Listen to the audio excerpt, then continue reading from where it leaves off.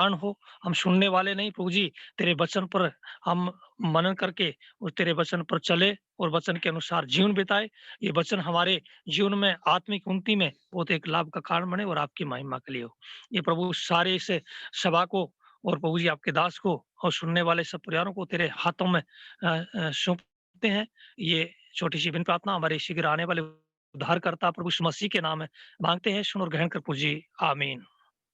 आमीन। ब्रदर आपका बहुत-बहुत धन्यवाद। एक बार फिर से जूम मीटिंग पर आए हुए सभी भाई-बहनों का हम ग्वालियर बिलीवर्स असेंबली की ओर से धन्यवाद करते हैं और आपका स्वागत करते हैं हमारे बीच में पी जॉनसन सर पॉलरी सर आपका हम लोग हृदय से धन्यवाद करते हैं कि आप वचन देने के लिए जा रहे हैं। सर आपका स्वागत है और आगे का समय आपको दिया जाता है। जी, धन्यवाद प्रिय भाई। आप सभी प्रिय भाई बहनों को प्रभु यीशु मसीह में मेरा प्रेम भरा अभिवादन। भाई मेरी आवाज साफ है? जी सर, जी ब्रदर, एकदम क्लियर आवाज आ रही है आपकी, एक साफ आ रही। जी, थैंक यू। मैं परमेश्वर का धन्यवाद करना चाहता हूं कि उन्होंने मुझे ये बहुत ही सुंदर समय दिया, अवसर दिया, ताकि मैं उसके प्रिय बच्चे, उसके संत जो ग्वालियर की मंडली में, ग्वालियर की कलीसिया में इकट्ठा होते हैं, उनकी मैं सेवा कर सकूं। ये बड़ा अनुग्रह है परमेश्वर का जो इन दिनों में हम पर हुआ है। इसके लिए मैं परमेश्वर का धन्यवाद करता हूं। और इसी रीति से मैं ग्वालियर की कलीसिया और आप सभी प्रिय भाई बहनों का मैं धन्यवाद करना चाहता हूं कि आपने मुझे ये अवसर दिया है कि मैं आपकी सेवा कर सकूं।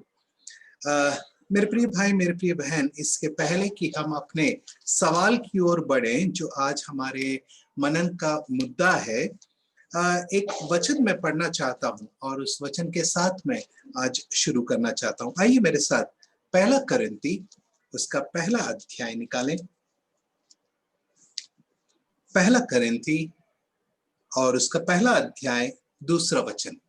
कुरिन्थियों को लिखी गई पौलुस की परमेश्वर की उस कलीसिया के नाम जो कुरिन्थिस में है, अर्थात उनके नाम जो मसीह यीशु में पवित्र किए गए और पवित्र होने के लिए बुलाए गए हैं, और उन सबके नाम भी जो हर जगह हमारे और अपने प्रभु यीशु मसीह के नाम की प्रार्थना करते हैं।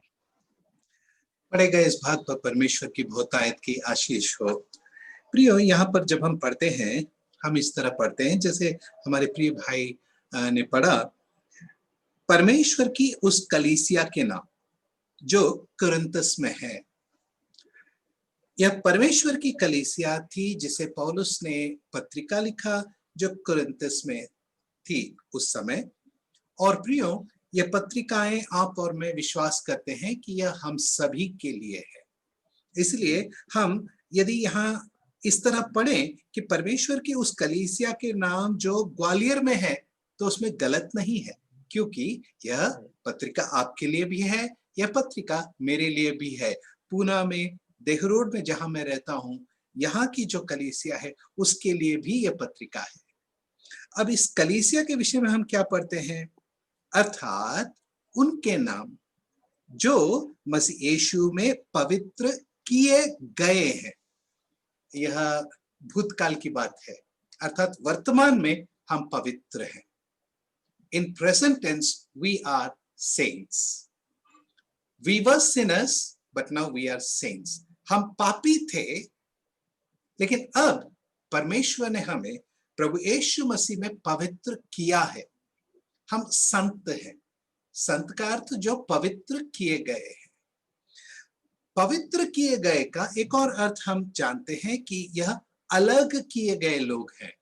आप और मैं उसकी महिमा के लिए अलग किए गए लोग हैं। और फिर हम आगे पढ़ते हैं, पवित्र होने के लिए बुलाए गए हैं। देखिए, पहले भूतकाल में था कि पवित्र किए गए, अब वर्तमान में है कि पवित्र होने के लिए बुलाए गए हैं। पहले उद्धार और अब पवित्रीकरण। प्रतिदिन हमें अपने आप को जांचना है, हमें अपने आप को जानना है और एक अच्छे मनफिराव के साथ हमें जीना है, जांचना है, जानना है और जीना है। जहां पर विश्वासी इस विषय में कमजोर पड़ जाता है, उसके जीवन में एक ठहराव आ जाता है। प्रभु के साथ के उसके संबंध में वो आगे बढ़ नहीं पाता है। वो घनिष्ठता जो प्रभु के साथ संबंध में होती है वो कम होने लगती है। इसीलिए इस शब्द का बहुत महत्व है कि बुलाए गए हैं, यह वर्तमान। अब आगे पढ़ते हैं, और उन सब के नाम भी जो हर जगह हमारे और अपने प्रभु यीशु मसीह के नाम से प्रार्थना करते हैं। आपके प्रभु हैं, मेरे प्रभु हैं, हम सभी के प्रभु यीशु मसीह के नाम से हम प्रार्थना करते हैं। हम सभी प्रभु के उस देह के अंग हैं। अपने अपने स्थानिक कलीसियाओं में हम प्रभु के द्वारा जोड़े गए संत हैं। परमेश्वर का हम धन्यवाद करें। ग्वालियर की कलीसिया ने जो मुझे ये सुंदर अवसर दिया कि मैं आपके साथ जुड़ सकूं, इसके लिए मैं परमेश्वर का धन्यवाद करता हूं। भाई रंजीत ने जब मुझे ये न्योता दिया, उसके लिए मैं भाई का धन्यवाद करता हूं, और आप सभी ने मुझे आज ये अवसर दिया, उसके लिए धन्यवाद करता हूं। आइए हम अपने मूल सवाल की ओर बढ़े। सवाल क्या है? जीवन क्या है? What is life? प्रियो, इस सवाल का उत्तर मुझे जो वचन आज मैं आपके साथ बांटने जा रहा हूं, इस साल के शुरुआत में मिला, अर्थात 12 जनवरी 2020। मैं तारीख इसीलिए बता रहा हूं क्योंकि इस वचन के मनन के अंत में आते आते कोरोना महामारी का फैलाव भारत में होने लगा, और हम जानते हैं कि इस महामारी के लॉकडाउन के समय और अब भी कितने ही हमारे प्रिय भाई बहन हैं जो प्रभु में निद्रित हुए हैं, प्रभु के पास हैं, और कितने आज भी इस बीमारी से जूझ रहे हैं। ऐसे में जब मैं इस मनन को पूरा कर रहा था और हम उस महामारी के लॉकडाउन के समय काल में प्रवेश कर रहे थे, इस मनन का जो महत्व है वह बहुत ही गंभीरता से मुझे समझ में आया। और उसी समय मैंने प्रभु से यह वायदा किया था कि जिस भी कलीसिया में पहली बार मैं संदेश दूं, ये मेरा पहला संदेश होगा। इस संदेश के बाद ही आगे कोई भी संदेश मैं दूंगा। इसलिए प्रियो, अपने प्रभु के साथ मेरे किए हुए उस वादे के अनुसार मैं आज आपके सामने इस मनन को रखना चाहता हूँ, कुछ विचारों को इस सवाल के विषय में रखना चाहता हूँ। जीवन क्या है? मैंने कहा 12 जनवरी 2020। ये दिन इसीलिए बताया क्योंकि इस दिन पूना में एक स्थान पर सुसमाचार की सभा थी, और उस सुसमाचार के सभा में मुझे वचनों की सेवकाई करना था। और मैं वहां पर जब अपने भाइयों के साथ इकट्ठा था तो मेरी मुलाकात एक मेरे पुराने मित्र जो मसीही परिवार से हैं उनसे हुई। उनका नाम है समीर गायकवाड़। मैं ये सारी बातें इसीलिए कह रहा हूं क्योंकि ये मनगढ़ंत घटनाएं नहीं है। सुसमाचार की सभा शुरू होने के करीब 15-20 मिनट पहले मेरी मुलाकात जब उस भाई से हुई तो हम आपस में बातें करने लगे। तो उस भाई ने मुझे बताया कि पिछले 4 सालों में उनके जीवन में क्या घटनाएं घटी हैं, अर्थात वो अपनी उपलब्धियों को मुझे बता रहे थे। उन्होंने बताया कि उन्होंने करीब 2 लाख रुपए खर्च किए और उन्होंने करीब 2.5 साल के समय में एक नए मशीन का आविष्कार किया, और इस मशीन का उन्होंने पेटेंट भी कराया, और पेटेंट कराकर उसे अब वो बेचना चाहते हैं। और उनका अनुमान है कि जब वे कोई कंपनी उसे खरीदे तो उसका जो मूल्य होगा उनके अनुमान के अनुसार करीब करीब 20 करोड़ रुपए होंगे।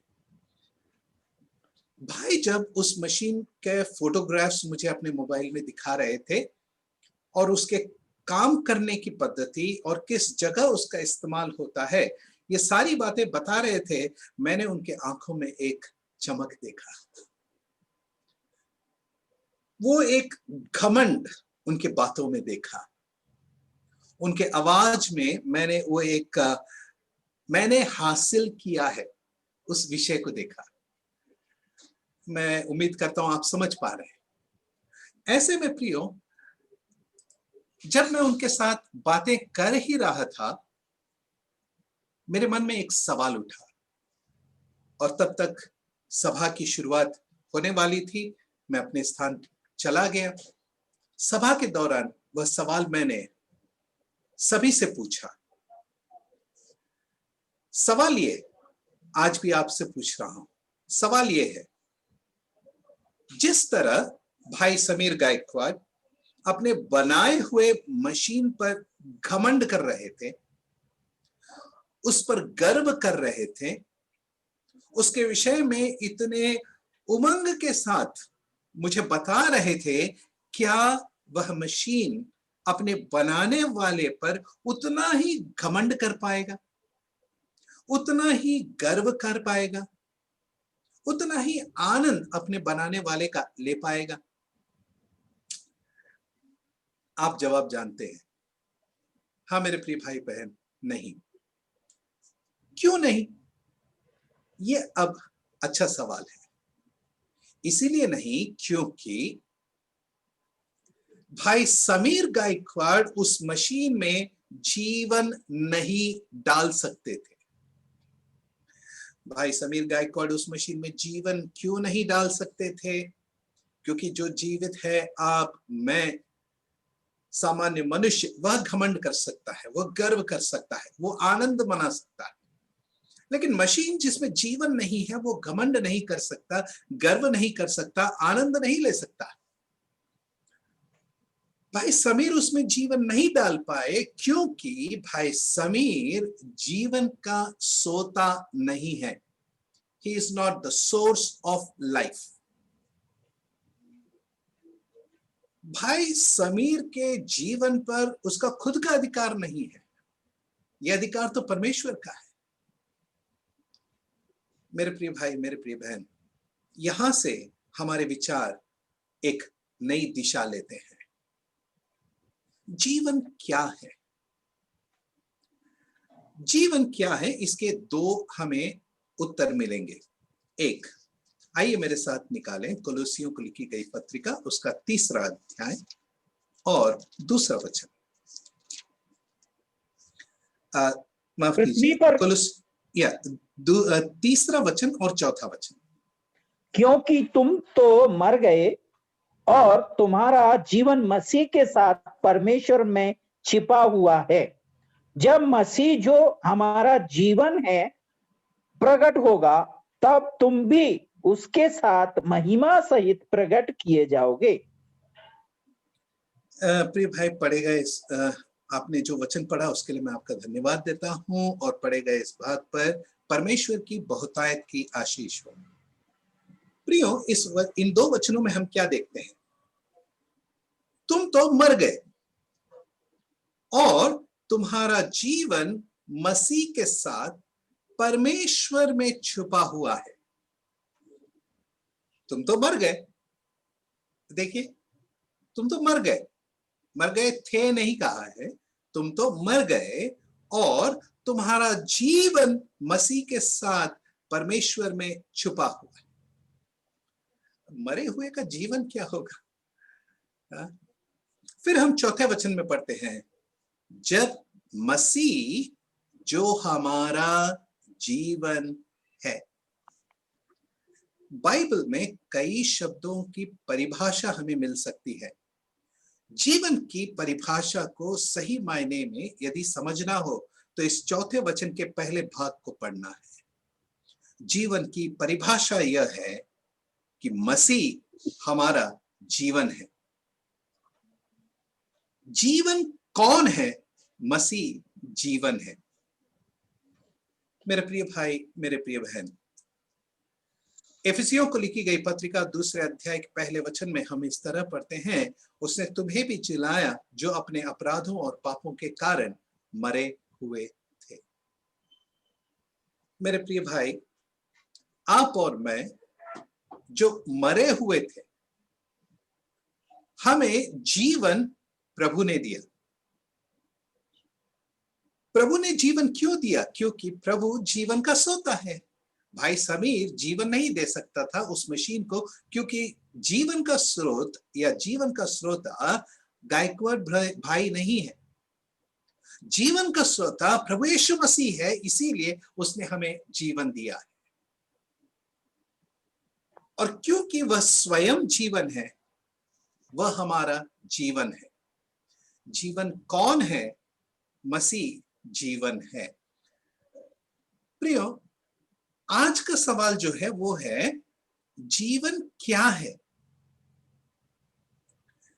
जीवन क्या है? जैसे हमने आज के उदाहरण में देखा कि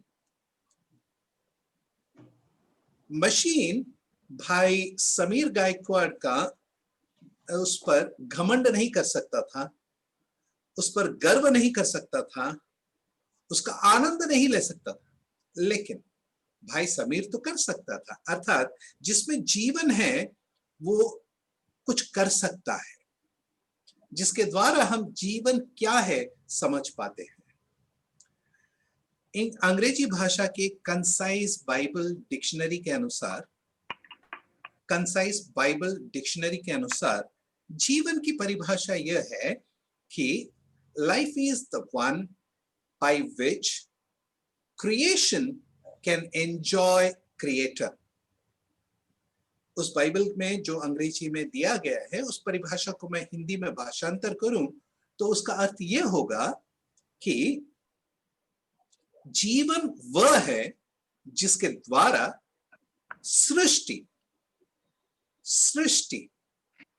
सृष्टिकर्ता का आनंद ले सकता है। जीवन नहीं है तो सृष्टिकर्ता का आनंद नहीं ले सकता है। मैं इस परिभाषा को अपने मनन में और विस्तृत करना चाहता हूं और इसको थोड़ा बढ़ाना चाहता हूं। हम देखते हैं कि सृष्टि, आप, मैं, मनुष्य, परमेश्वर का आनंद, अनुभव, आदर और आराधना जीवन के कारण करते हैं।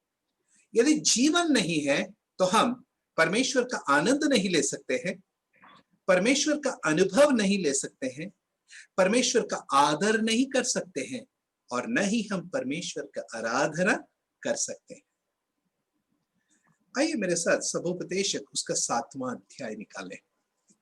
सभोपदेशक उसका 7वां अध्याय और उसके 2-3 वचन में देखिए क्या लिखा गया है। सभोपदेशक 7 अध्याय 2 वचन। ओके, ये पहले 2 वचन पढ़ लीजिए ब्रदर, या पहले 2 वचन, सॉरी। जेवनार के घर जाने से शोक ही के घर जाना उत्तम है, क्योंकि सब मनुष्यों का अंत यही है और जो जीवित है वह मन लगाकर इस पर सोचेगा। भोज के घर, ठीक है ब्रदर, भोज के घर जाने से शोकी के घर जाना उत्तम है। जेवनार के घर जाने से अच्छा है कि हम उस जगह जाएं जहां पर रोना धोना है। जेवनार के घर जाने से शोकी के घर जाना उत्तम है। ऐसा क्यों कहा? कहीं पर शादी ब्याह हो तो हम जाने की बहुत जल्दी करते हैं, कहीं पर बर्थडे वगैरह मनाया जाता है, कहीं पर हर्षोल्लास है, उस जगह पर हम रहना पसंद करते हैं। मनुष्य चाहता है कि इस जीवन के झमेलों में से, इस जीवन के जो जाल है जिसमें वो फंसा हुआ है, उसमें से वो निकल कर कुछ ऐसी जगह जाए जहां पर वो कुछ समय अपने लिए, आनंद के पल निकाल सके, अपने लिए कुछ ऐसा समय वो निकाल सके कि वह इस जीवन का लुत्फ उठा सके।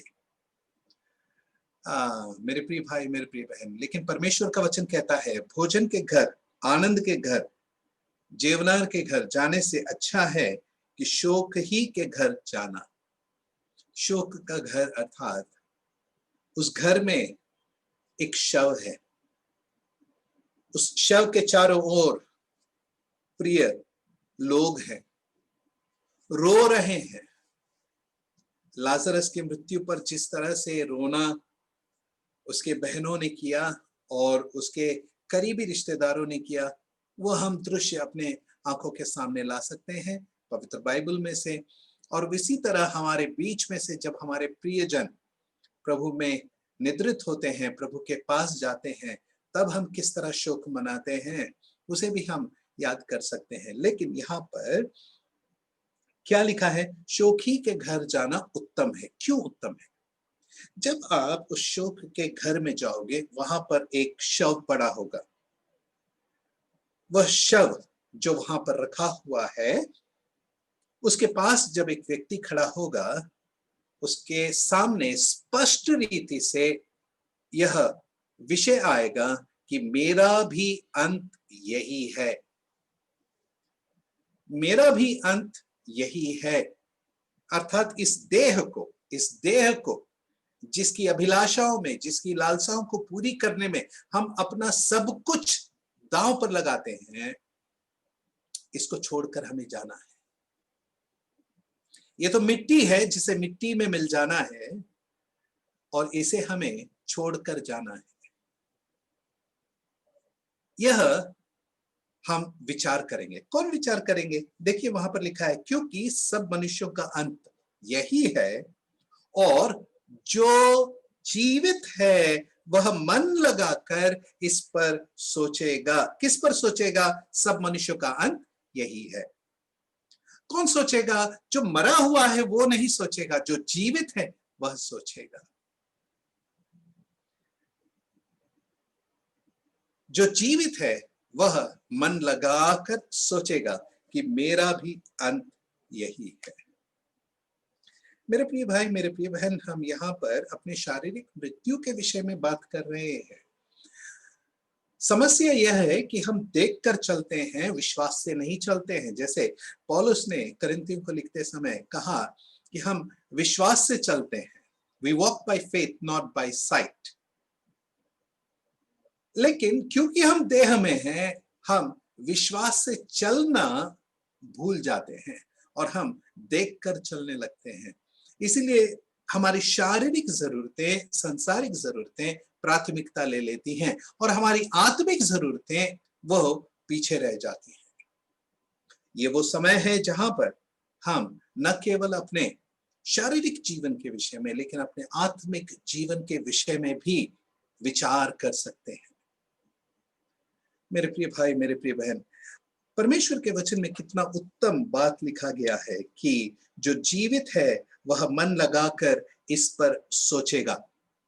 यहाँ तो शारीरिक अवस्था में जो जीवित है उनके विषय में है, लेकिन अब एक और विषय ध्यान से सुनिए। हम अपने उद्धार के पहले के जीवन के विषय में थोड़ा सोचें।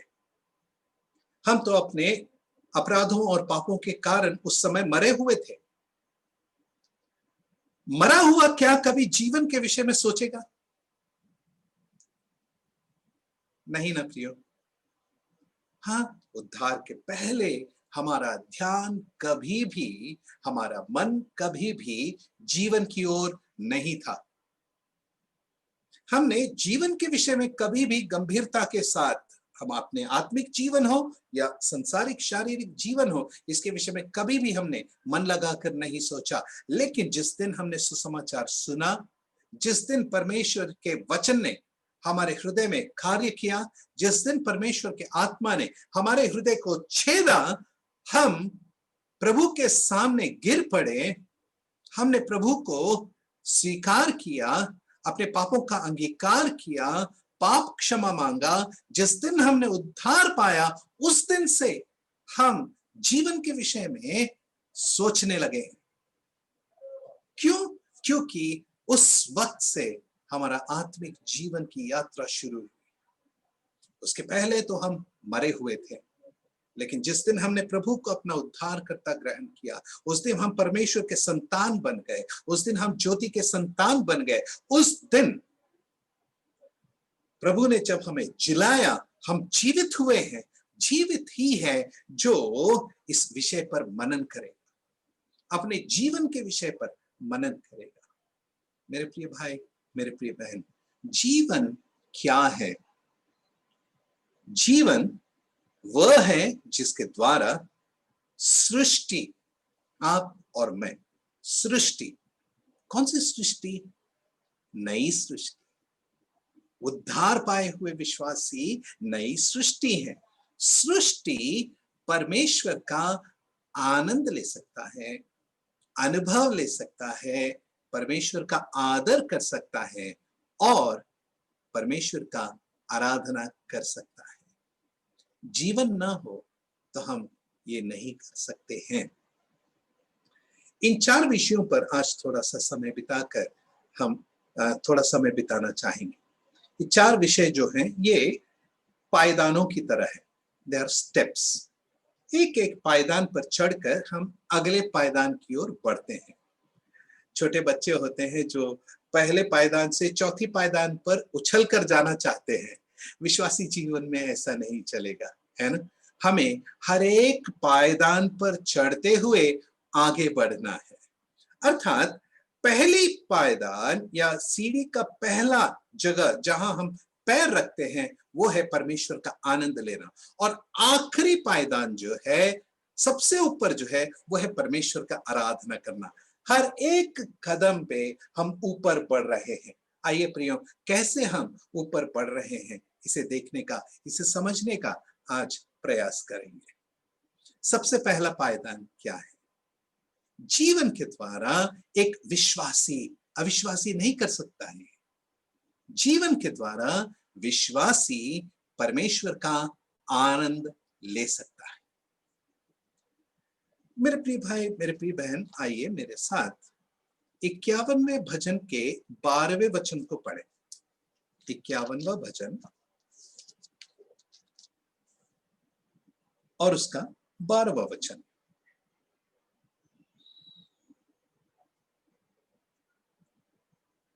जी, एक मिनट। अपने किए हुए उद्धार का हर्ष मुझे फिर से दे और उदार आत्मा देकर मुझे संभाल। धन्यवाद ब्रदर। कितना सुंदर ये वचन है। अपने किए हुए उद्धार का मुझे हर्ष, अपने किए हुए उद्धार का हर्ष मुझे फिर से दे, अपने उदार आत्मा देकर मुझे संभाल। मेरे प्रिय भाई, मेरे प्रिय बहन, पढ़े गए इस भाग में, इस पूरे अध्याय को आप सभी अच्छी तरह जानते हैं। किन परिस्थितियों का यह वर्णन करता है और किस विषय में, किस संदर्भ में दाऊद ने यह भजन लिखा है, उसे हम अच्छी तरह जानते हैं।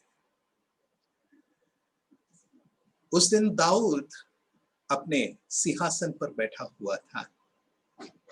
उसके मंत्री उसके सामने थे, उसके सेनापति उसके सामने थे, उसके चुने हुए लोग उसके सामने थे और उसके सामने आम जनता भी थी। पास ही उसके परिवार वाले भी थे, उसकी पत्नी और कई लोग उसके आसपास थे। उसके मन में अपने किए हुए पाप का विचार बिल्कुल भी नहीं था। लेकिन जब उस दिन नातान नबी ने आकर दाऊद से कहा, उस दिन नातान, एक मिनट, सॉरी, हाँ, उस दिन नातान नबी ने आकर दाऊद से कहा, वह तू ही है। मेरे प्रिय भाई, मेरे प्रिय बहन, दाऊद की क्या प्रतिक्रिया थी, ये हमारे लिए सीखने का विषय है। आज चाहे हम सेवक हों, अध्यक्ष हों या फिर कलीसिया में साधारण विश्वासी हों, जब हमारे पास पवित्र शास्त्र के वचनों के द्वारा संदेश के दौरान हमारे सामने लाए जाते हैं, हमारी प्रतिक्रिया क्या होती है? मेरे प्रिय भाई, मेरे प्रिय बहन, दाऊद की प्रतिक्रिया क्या थी?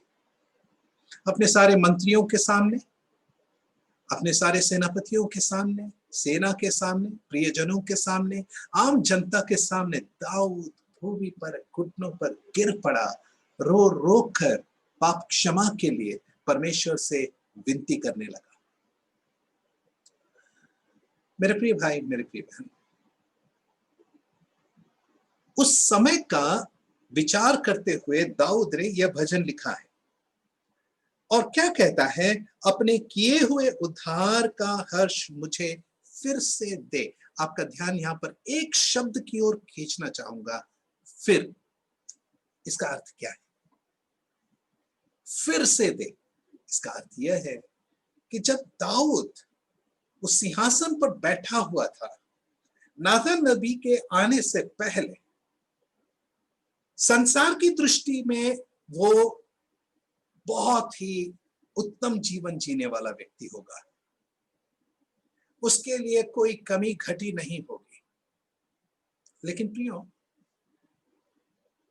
उसके जीवन में जो उद्धार का हर्ष था वो नहीं था। जो उद्धार का हर्ष उसके जीवन में पहले था, पाप के कारण वह उद्धार का हर्ष जाता रहा। वो उद्धार का हर्ष अब उसके जीवन में नहीं था।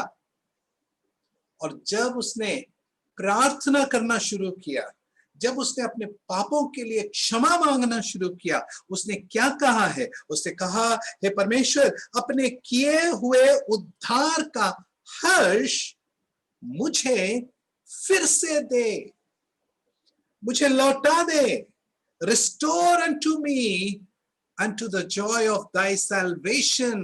तेरे उद्धार के हर्ष में मुझे फिर से जोड़ दे, क्योंकि वह हर्ष से, उस हर्ष से मैं दूर हो गया हूं। मेरे प्रिय भाई, मेरे प्रिय बहन,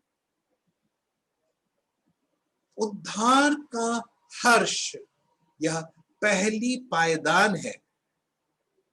उद्धार का हर्ष अर्थात परमेश्वर का आनंद लेना, परमेश्वर के साथ एक अच्छे घनिष्ठता के संबंध में जीना।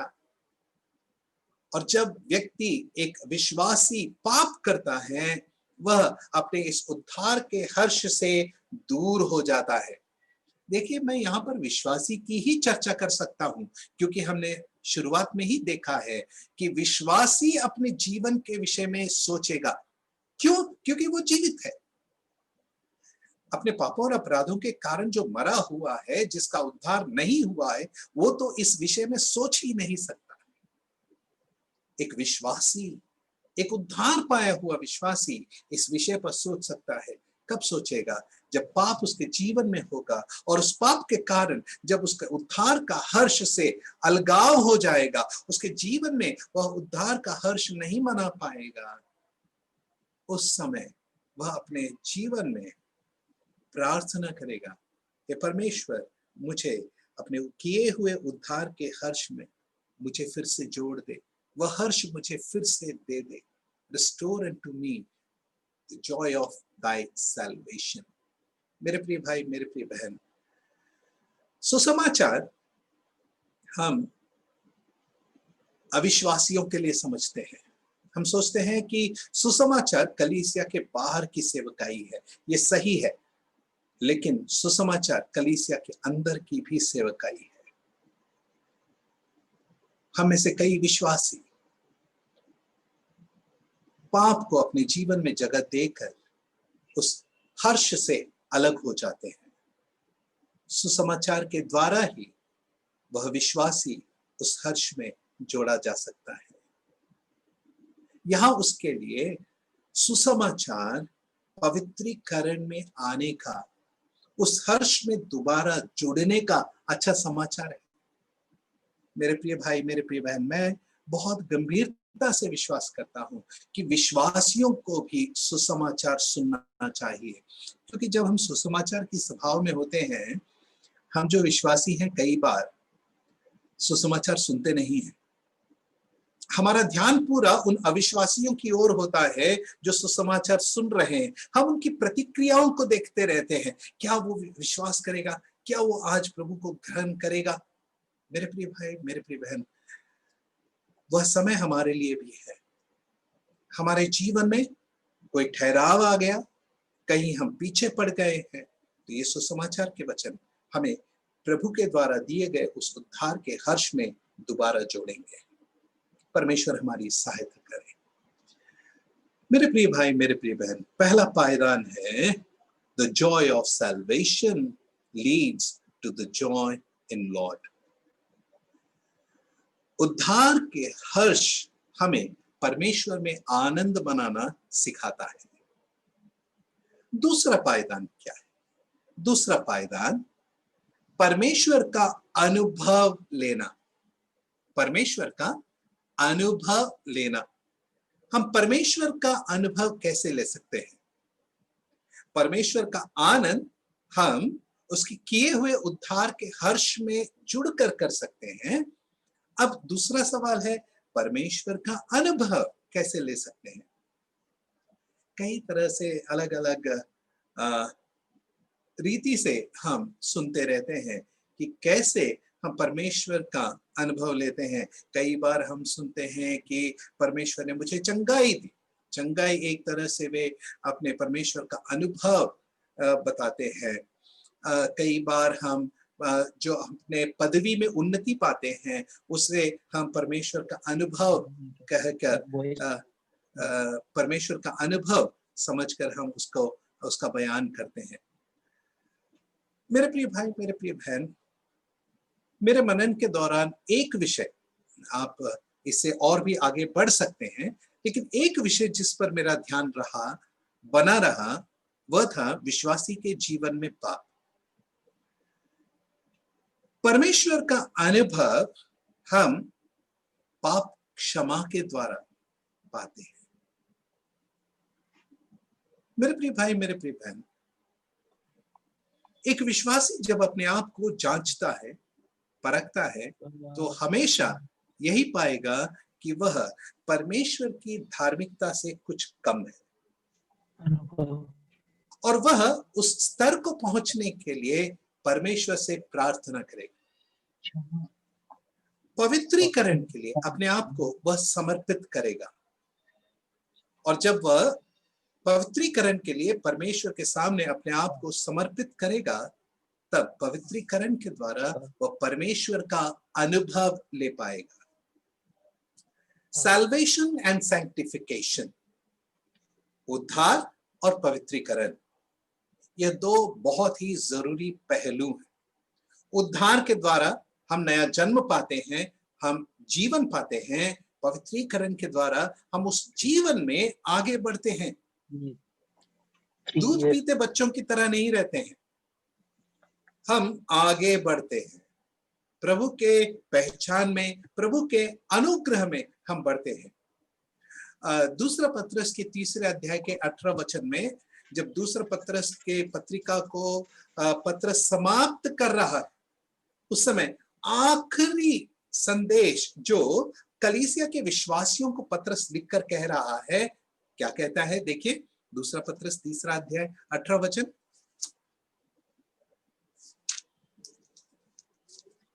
पर हमारे प्रभु यीशु मसीह और उद्धारकर्ता यीशु के अनुग्रह और पहचान में बढ़ते जाओ। उसी की महिमा अब भी हो और युगानुयुग होती रहे। आमीन। पत्रस कहता है, हमारे प्रभु और उद्धारकर्ता यीशु मसीह के अनुग्रह और पहचान में बढ़ते जाओ। हम में से किसी ने भी प्रभु यीशु मसीह को पूरी तरह से नहीं पहचाना है।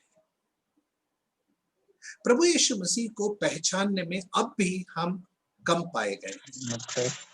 इसीलिए जब हम आराधना के दिन, प्रभु के दिन कलीसिया में आराधना के लिए वचन पढ़ते हैं, पूरे सप्ताह उस वचन की तैयारी करते हैं, प्रभु अपनी पहचान एक नए सिरे से देता है। और जब हम उस वचन को लेकर प्रभु के चरणों के पास उसकी आराधना करते हैं, उस वचन को पढ़कर उसका बयान करते हैं, उस आनंद को हम अद्भुत रीति से अनुभव कर सकते हैं। मेरे प्रिय भाई, मेरे प्रिय भाई, प्रभु के अनुग्रह में और पहचान में एक विश्वासी को बढ़ते जाना है। और ये बढ़ना कैसे होगा? ये बढ़ना कलीसिया के विश्वासियों के साथ सहभागिता में रहते हुए होगा। इन दिनों में सहभागिता के विषय में प्रभु ने मुझे कई बातें गंभीरता के साथ सिखाया। इन वचनों को कई बार मैंने पढ़ा, लेकिन सहभागिता का जो महत्व है मैं इन दिनों में बहुत ही गंभीरता के साथ सीख पाया हूं। मैं परमेश्वर का धन्यवाद देता हूं। इब्रानियों को लिखी गई पत्रिका 10वें अध्याय के 25वें वचन में हम पढ़ते हैं, जो जो उसका आने का दिन नजदीक होता जाए वैसे वैसे तुम और भी अधिक इकट्ठा हुआ करो, और भी अधिक एक दूसरे के साथ मिला करो। ऐसा क्यों कहा गया? क्योंकि उसी वचन में लिखा है कि कितनों की ऐसी रीति है कि उन्होंने सहभागिता छोड़ दी है। वे एक दूसरे के साथ इकट्ठा होना नहीं चाहते हैं। इसके कारण उन्हें बड़ा नुकसान है।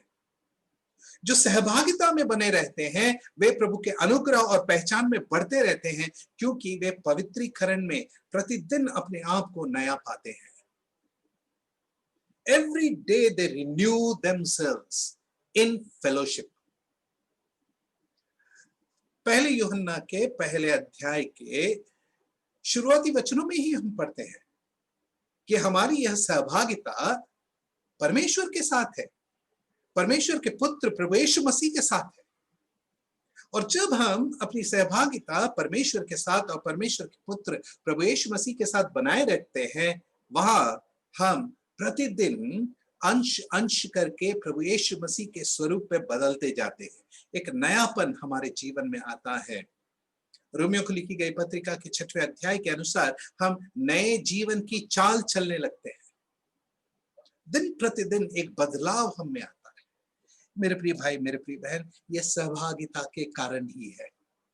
देखिए मेरे साथ पहला यूहन्ना उसका पहला अध्याय और उसका 7वां वचन पढ़े। पहला अध्याय और उसका 7वां वचन। पर यदि जैसा वह ज्योति में है वैसे ही हम भी ज्योति में चलें, तो एक दूसरे से सहभागिता रखते हैं, और उसके पुत्र यीशु का लहू हमें सब पापों से शुद्ध करता है। कितना सुंदर गीत है ना वो, यीशु का लहू सारे पापों से शुद्ध करता हमें। यहीं से आया ना वो गीत।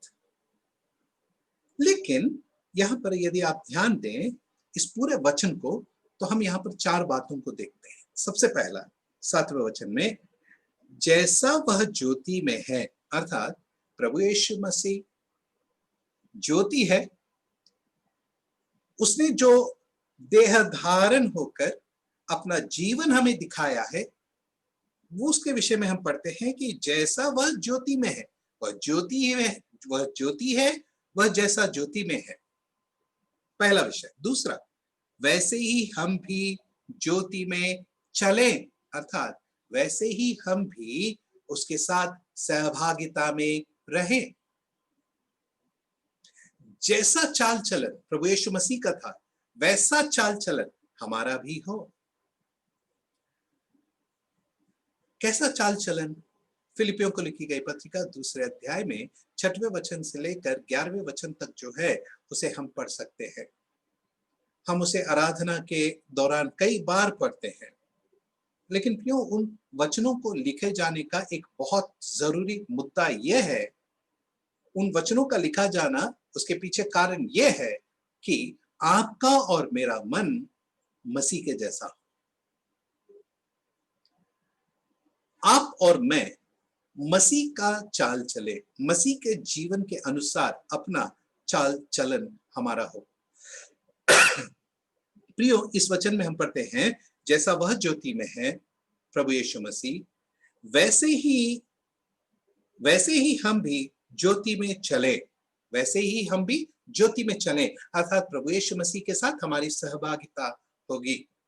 जब हमारी सहभागिता प्रभु यीशु मसीह के साथ होगी तो क्या होगा? आगे देखिए क्या लिखा है। तो एक दूसरे से सहभागिता रखते हैं।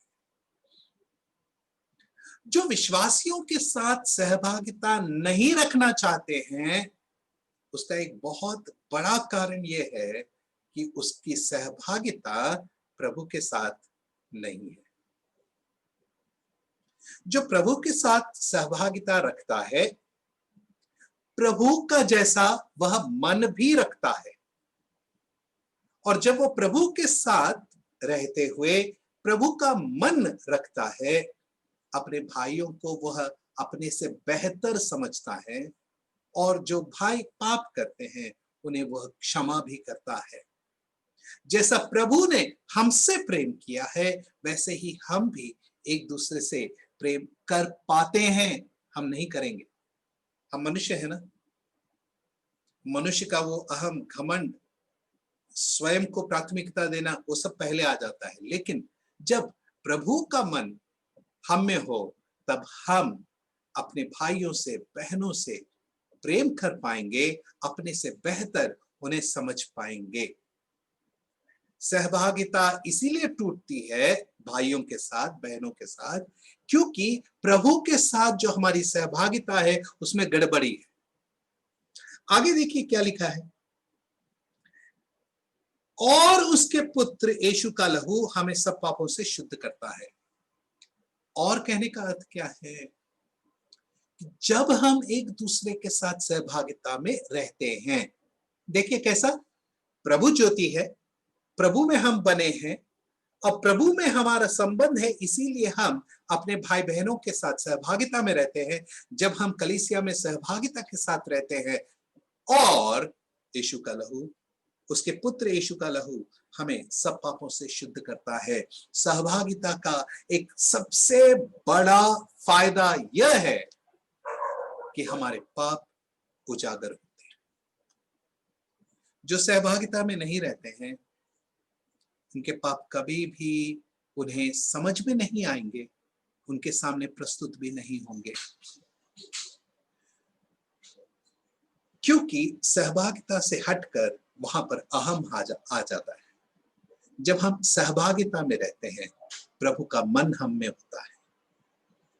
मेरे प्रिय भाई, मेरे प्रिय बहन, सहभागिता के द्वारा हम पाप क्षमा का अनुभव ले पाते हैं, और पाप क्षमा के अनुभव के द्वारा हम परमेश्वर का अनुभव ले पाते हैं। उद्धार के द्वारा हम आनंद मनाते हैं, पवित्रीकरण के द्वारा परमेश्वर का अनुभव ले पाते हैं। तीसरा पायदान क्या है? जीवन के द्वारा विश्वासी परमेश्वर का आदर करता है। जीवन के द्वारा विश्वासी परमेश्वर का आदर करता है। प्रभु यीशु मसीह ने कहा, यदि तू वेदी के पास अपने अर्पण लाए और तुझे मालूम हो कि तेरे भाई के मन में तेरे विरुद्ध कुछ है। प्रभु ने यह नहीं कहा तेरे मन में तेरे भाई के विरुद्ध कुछ है। हाँ? क्या कहा है? तेरे भाई के मन में तेरे विरुद्ध कुछ है, तो जाकर उससे पहले सुलह कर। इसे हमें गंभीरता के साथ समझना जरूरी है। जब तक मेरे भाई के मन में मेरे विरुद्ध कुछ होगा, तब तक हमारे जीवन में खटास बढ़ते ही जाएगी। यह खटास बढ़ते ही जाएगी, यह खटास कम नहीं होगा। हम इंतजार करते रहेंगे कि मेरा भाई पहला पहल करेगा, उसकी गलती है, उसे आने दो, उसे पाप क्षमा मांगने दो, उसे क्षमा मांगने दो, उसे मेल मिलाप करने दो, तब मैं उसके साथ ठीक रहूंगा, और उसके बाद देखूंगा कैसा उसका जीवन है, उसको परखूंगा, उसके बाद में। समझ रहे हैं आप? हमारे विचार ऐसे ही हैं। प्रिय, परमेश्वर का वचन कहता है, यदि तेरे भाई के मन में तेरे विरुद्ध कुछ है, तो जाकर उससे सुलह कर। अर्थात जिस भाई को मैं अपने नजरों से देखता हूं, उसे योग्य आदर नहीं दे सकता हूं, तो मैं जिस परमेश्वर को अब तक देखा ही नहीं, उसका आदर मैं कैसे करूं? कैसे मैं उसका आदर कर पाऊंगा? मेरे प्रिय भाई, मेरे प्रिय बहन, परमेश्वर का योग्य आदर करना हमें सीखना चाहिए। परमेश्वर का योग्य आदर तभी हम कर पाएंगे जब हम जमीन के साथ जुड़े रहेंगे। जमीन से थोड़ा भी हम ऊपर उठेंगे, हम परमेश्वर का योग्य आदर नहीं कर सकते हैं। उस जलती हुई झाड़ी से परमेश्वर ने मूसा से कहा, अपने चप्पल यहां उतार, क्योंकि यह पवित्र जगह है। क्यों? क्योंकि चप्पल पहनकर मूसा को थोड़ी सी ऊंचाई मिल जाती है। उस ऊंचाई से मूसा में घमंड आएगा। परमेश्वर के सामने हमारे साथ कुछ भी ऐसा ना हो जो हमें थोड़ी भी ऊंचाई दे। वो ऊंचाई हमारे जीवन में नहीं होना चाहिए। मैं हमारे जीवन में नहीं होना चाहिए। वो थोड़ी भी ऊंचाई हमें परमेश्वर की योग्य आदर, परमेश्वर का योग्य आदर करने से रोक देगा। जब वो ऊंचाई हमारे जीवन में ना हो, हम भूमि के साथ जुड़े रहेंगे। जिस मिट्टी से हम बने हैं, उस मिट्टी का स्मरण हमें रहेगा। हम कौन है? मिट्टी है, उससे बढ़कर कुछ भी नहीं है। तब हम परमेश्वर का योग्य आदर कर पाएंगे। ये कैसे होगा? फिलिपियों को लिखी गई पत्रिका 2 अध्याय के 3 वचन को जरा ध्यान से पढ़ें। फिलिपियों को लिखी गई पत्रिका, उसका 2 अध्याय और 3 वचन। विरोध या झूठी बड़ाई के लिए कुछ ना करो, पर दीनता से एक दूसरे को अपने से अच्छा समझो। आप सचमुच में मुझसे बेहतर हैं। मेरा साथी भाई वो मुझसे बेहतर है, बहन मुझसे बेहतर है। यह जब मैं अपने हृदय में ग्रहण कर पाऊंगा, तब मैं अपने भाई बहनों का योग्य आदर दे पाऊंगा। जहां मैं अपने आप को उनसे थोड़ा भी बेहतर समझूंगा, मैं अपने आप को उनसे थोड़ा भी बेहतर समझूंगा, वहां मैं उन्हें नीचे देखूंगा। आदर कहां रहा? सहभागिता में नहीं आने का यह भी एक कारण है कि हम एक दूसरे से अपने आप को बेहतर समझते हैं, इसीलिए हमें उनके जीवन की कमियां दिखती हैं। मेरे प्रिय भाई, मेरे प्रिय बहन, यहाँ पर स्पष्ट रीति से मैं ये भी कहना चाहूंगा कि कलीसिया के द्वारा दिए जाने वाले ताड़ना के विषय में मैं नहीं कह रहा। जो जरूरी ताड़ना है वो कलीसिया को देना ही है। कलीसिया उस विषय में गंभीरता से विचार करना ही है, लेकिन उसमें भी हम परमेश्वर का प्रेम कैसा होगा वह देखना है। ताड़ना हम इसीलिए देते हैं ताकि जो ताड़ना पाता है वह परमेश्वर से प्रेम कर सके। यदि हमारी ताड़ना के कारण वह परमेश्वर से दूर हो जाए, यह गलत होगा। मेरे प्रिय भाई, मेरे प्रिय बहन, इसीलिए यहां मैं स्पष्ट रीति से कहना चाहता हूं, मैं ताड़ना के विषय में नहीं कह रहा, अपने भाई बहन के साथ हमारा जो व्यवहार है उसके विषय में कह रहा हूं। यदि मैं अपने आप को आपसे थोड़ा भी ऊंचा समझूं, तो मैं आपकी कमजोरियों को ही देखता हूं, इसीलिए मैं अपने आप को आपसे बेहतर समझता हूं। यदि मैं आप में जो परमेश्वर की भलाइयां हैं उसे देखूं, तब मैं अपने आप को आपसे नीचे पाऊंगा। तब मैं देख पाऊंगा कि आप मुझसे बेहतर हैं। पौलुस क्यों कह पाया कि सबसे निकम्मा मैं हूं? क्यों कह पाया? क्योंकि उसने पतरस में, यूहन्ना में, याकूब में अपने से बेहतर परमेश्वर के कार्य को देखा, परमेश्वर के कार्य को उनके जीवन में और अधिकाई से देखा।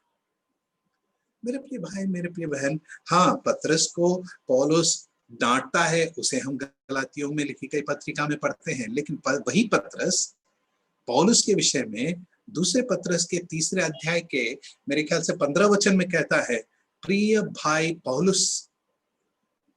देखा आपने? क्या हमारे संबंध ऐसे हैं? जब हमारे संबंध ऐसे होंगे, जब हम एक दूसरे को योग्य रीति से आदर दे पाएंगे, तब हम परमेश्वर को योग्य आदर दे पाएंगे।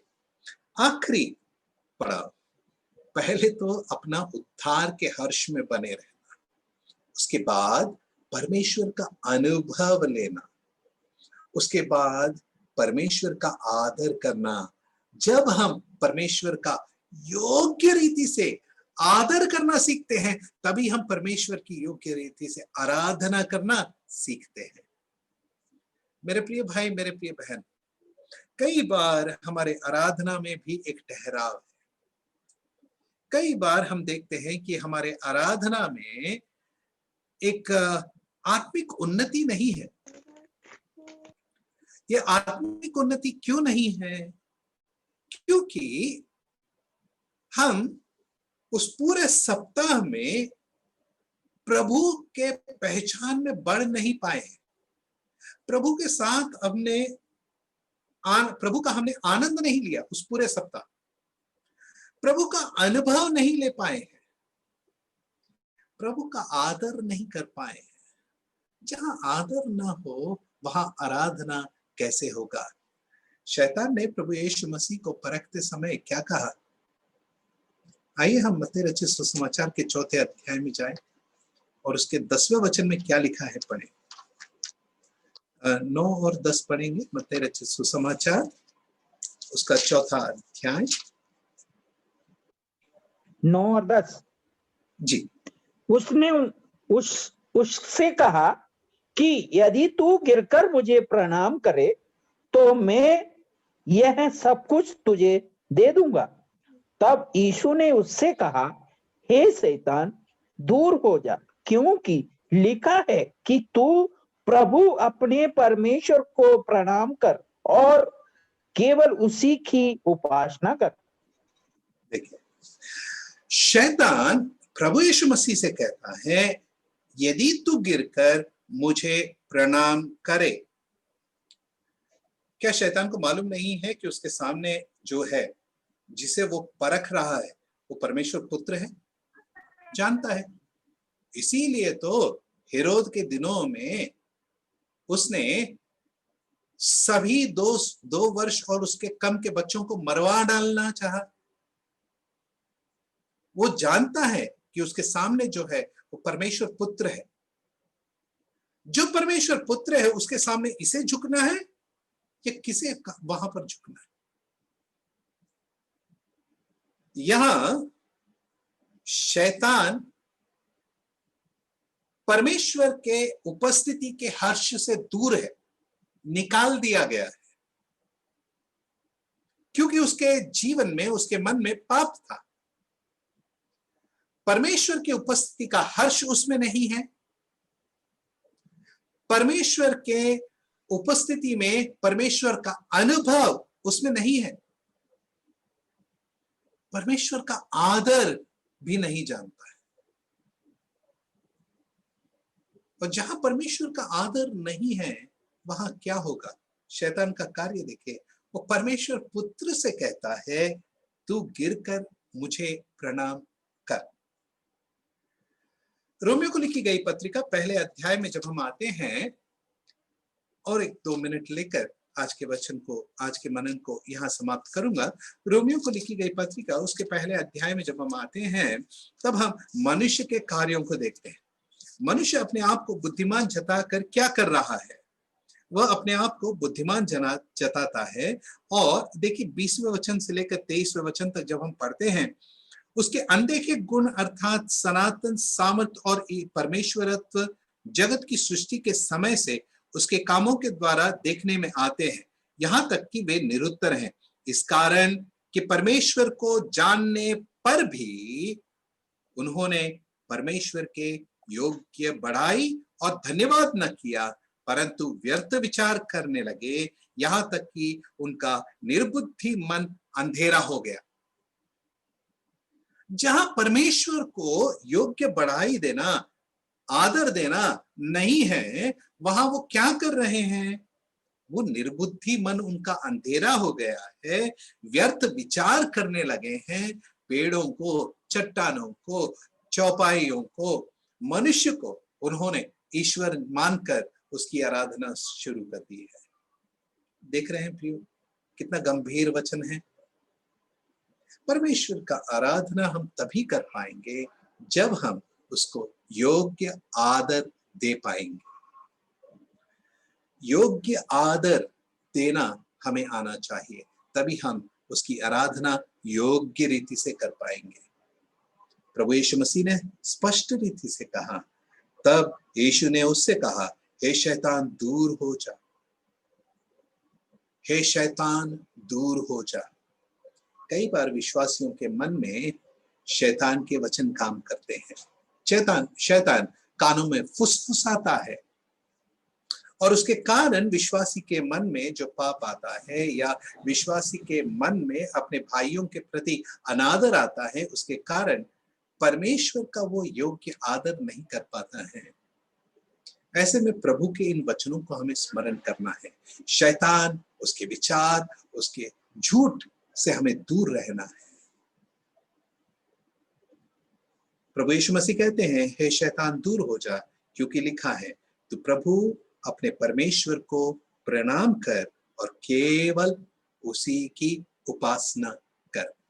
परमेश्वर की उपस्थिति में उसकी आराधना करते समय यदि मैंने एक सुंदर गीत उठाया है, वहां पर मैं घमंड ना करूं, चप्पल की ऊंचाई अपने जीवन में न आने दूं।